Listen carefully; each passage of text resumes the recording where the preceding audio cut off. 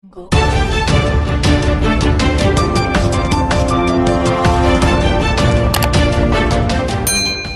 Kumpulan yang bersimpati dengan Najib Tun Razak sedang berkempen untuk memohon pengampunan diraja bagi pihak Najib.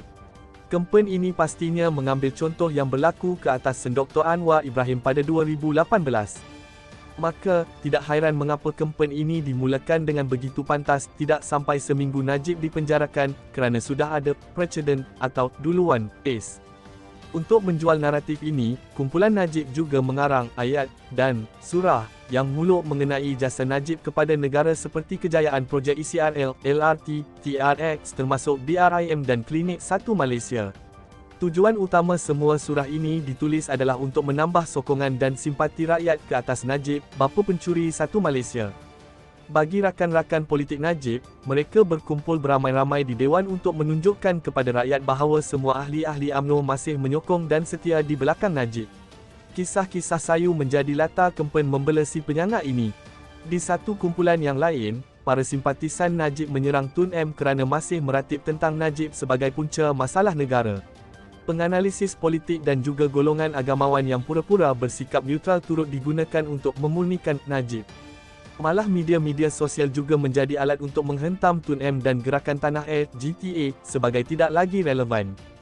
Begitulah kempen Najib ini dicorakkan. Sebelum mengulas tentang jasa Najib yang sedang dijual ini, elok kita surut ke belakang, flashback, untuk memahami masalah dan kesan yang dibawa oleh skandal 1MDB ini. Kesan 1MDB kepada rakyat. 1MDB ini ibarat sebuah gempa bumi. Kesan magnitud gegaran 1MDB ini dirasai di dunia moden. Money trail atau jejak wang 1MDB ini sampai ke Amerika Syarikat, masuk ke negara Eropah serta beberapa negara di Asia Barat, malah di Asia Tenggara sendiri seperti Singapura dan Thailand juga dikesan.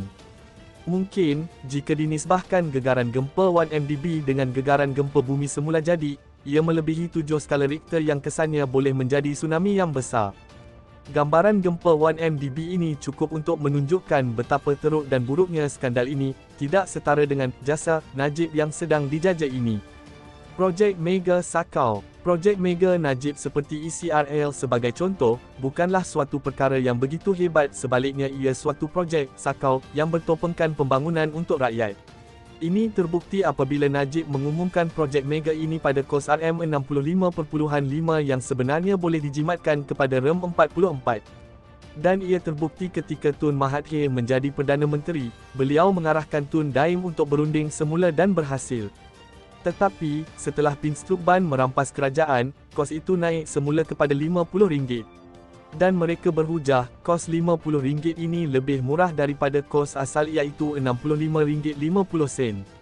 Ini lucu kerana mereka membandingkan dengan kos Najib, bukan kos terakhir iaitu RM40. Begitu juga dengan projek Sakau, Najib seperti TRX yang menjadi masalah kepada tabung haji, agensi yang mengurus kebajikan umat Islam yang ingin ke Mekah, telah digunakan untuk membeli salah satu bidang tanah projek TRX ini. Projek-projek Sakau ini menjadi masalah kerana secara tidak langsung ia terkait dengan kesan gegaran gempa 1MDB. Kesannya sama ada untuk mendanai kelangsungan projek itu atau digunakan untuk membayar hutang-hutang 1MDB yang dilaporkan oleh Kementerian Kewangan sebanyak RM38.80 hingga tahun 2039. Demikianlah besarnya gegaran gempa 1MDB ini. Dengan hutang-hutang 1MDB ini sahaja, ia telah melenyapkan semua peruntukan kewangan untuk semua projek-projek Najib itu. Jadi di mana jasa Najib itu? BR1M suatu jasa atau malapetaka? Sebelum kita bercakap tentang berapa banyak rakyat dapat daripada BR1M, sebaik kita memahami terlebih dahulu bagaimana idea memberi wang kepada rakyat ini boleh muncul kerana ia belum pernah menjadi amalan dan dasar kerajaan sebelum era Najib. Program Bantuan Rakyat 1 Malaysia (BR1M) mula dirangka oleh beliau pada 2012 sebagai sebahagian daripada usaha kerajaan untuk meringankan beban golongan berpendapatan rendah di Malaysia. Program ini dirangka untuk membantu golongan berpendapatan rendah mengurangkan beban kos sara hidup yang tinggi di Malaysia. BR1M juga merupakan sebahagian daripada program Transformasi Ekonomi (ETP) kerajaan untuk menjadikan Malaysia sebuah negara berpendapatan tinggi. Dasar ini pada permukaannya nampak murni dan baik, tetapi cuba kita gali dan bertanya, adakah dengan memberi wang tunai secara percuma adalah jalan terbaik menyelesaikan masalah kemiskinan? Silap mata Najib. Di sinilah silap mata Najib Tun Razak.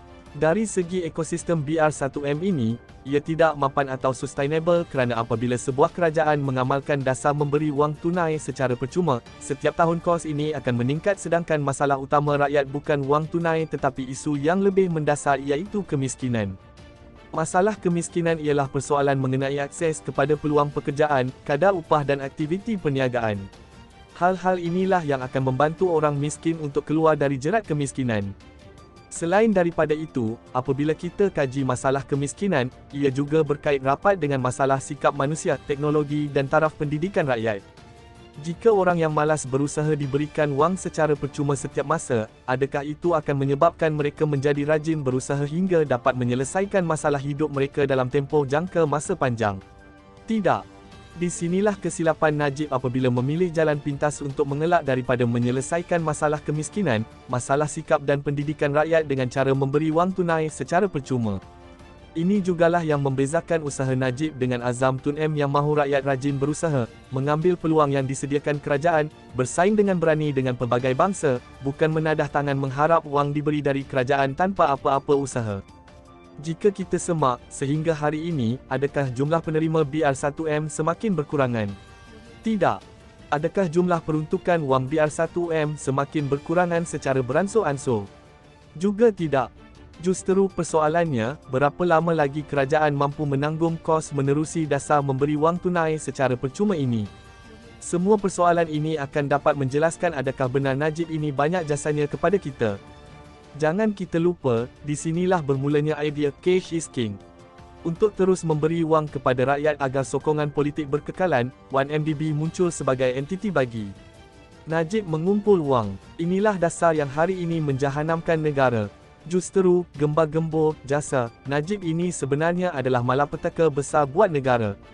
Cukup-cukuplah menipu rakyat. Mari kita merdekakan rakyat dari pemimpin yang jahat.